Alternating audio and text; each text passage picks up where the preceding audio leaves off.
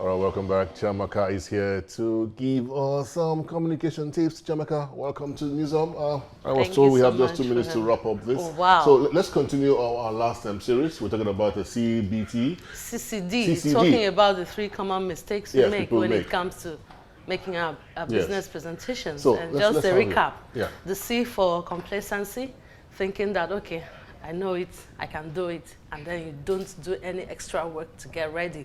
Then complexity, not being able to break it down and structure it in such a way that your audience can understand you. And then detachment, that was where we stopped actually. Yeah. Being aloof from the audience and not being able to connect with them. And it means at the end of the day, you will fail in your presentation because you will not be able to carry them along, and eventually your call for action will be ineffective. Because once they don't connect with you, let's assume he's an investor. He might end up thinking, okay, well, I don't need to put anything in this business because I don't trust this guy. There's no connection, and I'm not sure that my money is safe. And now, let's even expand it by going beyond the verbal communication now, talking about non-verbal. Yeah. In as much as, let's assume you were able to avoid all these 3 mistakes. You were prepared, you structured your speech very well, and you were able to connect with your audience. But your non-verbal communication may mar the whole process. Because the moment you walk into that business meeting premises, they're already making a mental picture of you, who you are, and it boils down to the way you look. They might judge you positively or negatively based on their perception, based on how you're dressed, based on how you carry yourself.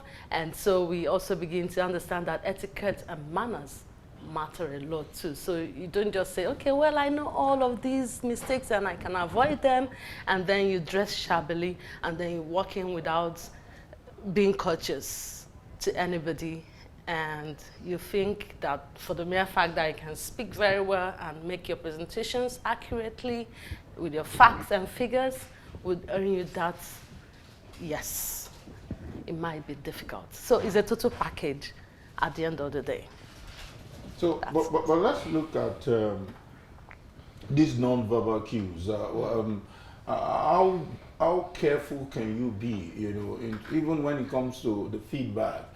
Sometimes a lot of people just feel, oh, they are sounding very well, and you're noticing that probably people are disconnected. Is that the time to stop, or you just go into another form of communication just to get them back on track? Well, if you feel that your people are disconnected in terms of people taking notes in your meeting or something, or those listening to you, it's not left for you to find a way to bring them back. Let's assume that, okay, we're talking and you're already pressing your phone.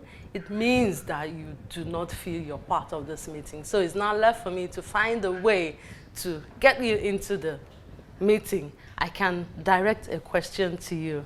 I can walk closer to you.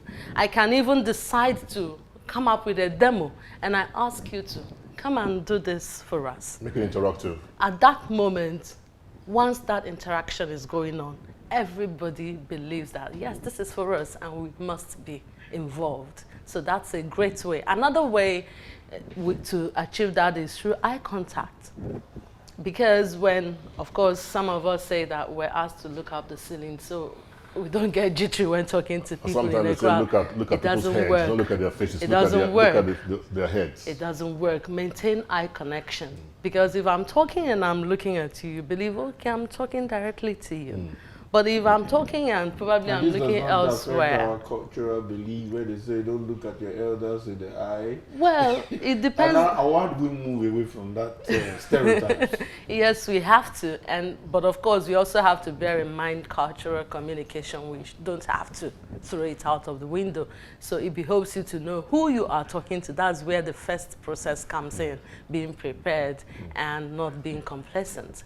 Know who you are going to talk to.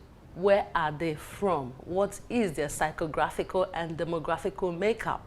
And that will help you to channel your communication towards them, to ensure that your body language does not in any way offend their perceptions or their cultural background. And by the time you carry everybody along, you find out that you end up giving an effective business presentation and perhaps get them to part with that catch. And you know.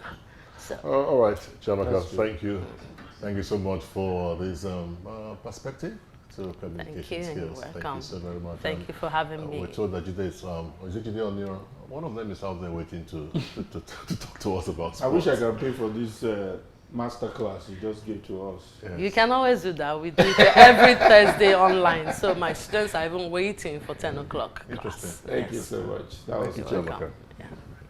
All right, Jide, we're waiting for you. Come join us and let's talk some sports. We'll take a break and Jide will come right in. Stay with us.